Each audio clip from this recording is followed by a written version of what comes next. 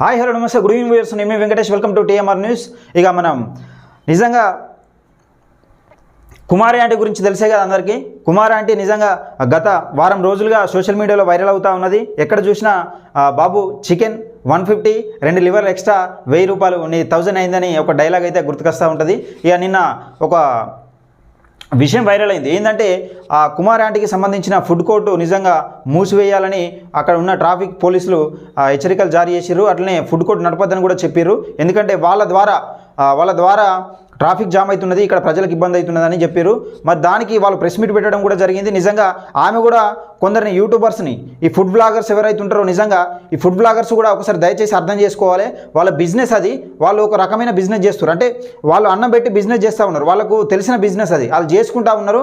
దయచేసి మీరు ఏదో హైలైట్ చేసి వాళ్ళ బిజినెస్కి ఇబ్బంది కలగకుండా చేయొద్దు, బిజినెస్కి ఇబ్బంది కలిగే ప్రయత్నం చేయొద్దు దయచేసి.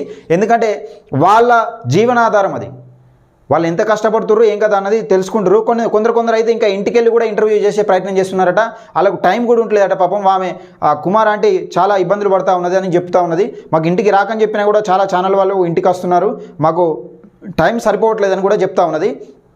అయితే ఈ విషయానికి నిజంగా నిన్న పోలీసులు అలా ఫుడ్ కోర్టు నడపద్దని కూడా చెప్పారు.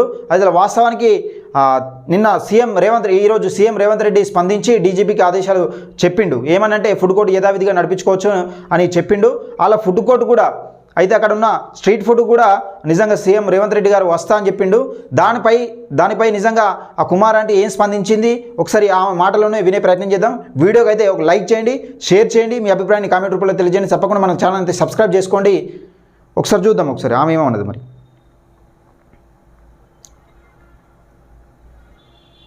ఇప్పుడు మా ఫుడ్కి వస్తానంటేనే నేను ఎన్ని జన్మల పుణ్యం చేసుకున్నాను. మరి వస్తున్నారంటే అసలు చాలా అంటే చాలా సంతోషంగా ఉంది నాకు. ఇప్పుడు ఎన్ని కష్టాలు ఇది చేసుకుని వాళ్ళు ఇక్కడ దాకా వచ్చి ఇంతలా నాకు ఆ సపోర్ట్, సీఎం గారి సపోర్ట్ కూడా నాకు ఉందంటే అసలు నాకు నిజంగా నిజమా అనిపిస్తుంది. ఒక సామాన్యురాలకు నిజంగా సీఎం స్పందించడం అనేది చాలా గ్రేట్. అది ఇక మన మాజీ కేసీఆర్ గారు ఇట్లా ఉన్నట్టుంటే ఈ పాటికి అసలు దుకాణం మూసుకొని ఇంటికే ఎక్కడనో చెదరగప్పుకునే పరిస్థితులు వచ్చేది. నిజంగా అసలు నేను ఎప్పటికీ రుణపడి ఉంటాను.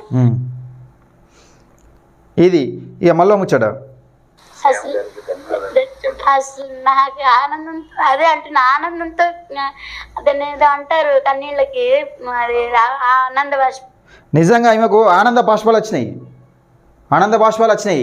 ఎందుకంటే ఒక సామాన్యురాలకు నిజంగా ఇంత బాధ వచ్చిందంటే సీఎం స్పందించడం అనేది చాలా ఆనందమైన విషయం.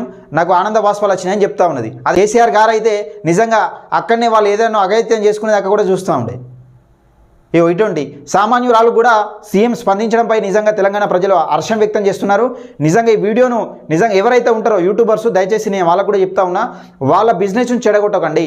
మీ వీడియోస్ కోసం వాళ్ళ దగ్గరికి పోయి వీడియో చేసుకోవడం, లేకపోతే మీకు ఖాళీగా ఉన్న టైం, వాళ్ళు ఖాళీగా ఎప్పుడు ఉంటారో వాళ్ళ టైంలో తీసుకుపోయి ఇంటర్వ్యూ చేసుకోండి, ఇక తప్పలేదు. వాళ్ళ దగ్గరికి పోయి ఇంటర్వ్యూ చేయండి, తప్పలేదు. కానీ వాళ్ళు బిజినెస్ చేసుకున్న టైంలో వాళ్ళ దగ్గరికి పోయి ఇచ్చిన పాపం వాళ్ళ బిజినెస్ను దెబ్బతీయద్దు. అక్కడ ట్రాఫిక్ కూడా జామ్ అవుతా ఉన్నదని పోలీసులు కూడా చెప్పారు, నిన్న హెచ్చరికలు జారీ చేశారు. దయచేసి ఇలాంటి ఇబ్బందులు కలగకుండా చూసుకోవాలి. మీడియా మిత్రులు కూడా సహకరించాలి వాళ్ళకి పాపం. ఎందుకంటే చిన్నవాళ్ళు ఇప్పుడిప్పుడే ఒక స్థాయి నుంచి ఎదుగుతున్న వాళ్ళు సోషల్ మీడియాలో హైలైట్ అయితే వాళ్ళ పరిస్థితి కూడా ఎట్లుంటుందో మీకు తెలుసు. ఎందుకంటే ఎక్కడ మాట్లాడలేకుండా పోతారు, ఏం తిరగలేని పరిస్థితిలో ఉంటుంది. దయచేసి వాళ్ళ బిజినెస్ వాళ్ళని చేసుకొనియాలి. ఈ విషయాన్ని ఎక్కువ మందికి షేర్ చేయండి. మీ అభిప్రాయాన్ని కూడా మీరేమనుకుంటున్నారు అనేది కూడా కామెంట్ రూపంలో తెలియజేయండి.